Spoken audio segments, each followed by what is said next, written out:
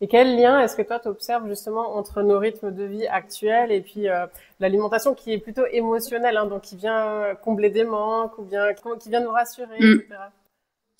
Bah écoute, c'est clair que à notre époque, notre rythme de vie, bah, il joue énormément sur l'alimentation émotionnelle parce que à notre époque, tout va tellement vite, tout doit aller tellement vite. On est toujours pressé, on est toujours stressé, on est toujours fatigué. Il y a beaucoup plus de problèmes de solitude qu'avant. On dort mal, on a plein d'obligations, on court partout.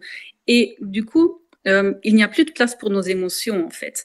Donc, on essaie de les faire taire, on essaie de les ignorer parce qu'on n'a tout simplement pas le temps. On n'a pas le temps de se sentir seul, on n'a pas le temps d'être en colère, on n'a pas le temps, enfin, on a le temps de rien. Mais ce qu'il y a, c'est que même si on essaie de ne pas y penser, c'est pas pour ça que les émotions ne sont pas là. Ils sont quand même là, ils ne partent pas. Et donc, du coup, inconsciemment, eh bien, on finit par les apaiser comme on peut, et c'est très souvent avec la nourriture.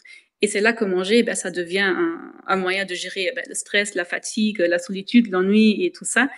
Et ben, c'est une stratégie qu'au début qui peut marcher, mais sur du long terme, bien sûr, c'est une catastrophe absolue à éviter, à vraiment éviter, quoi. Et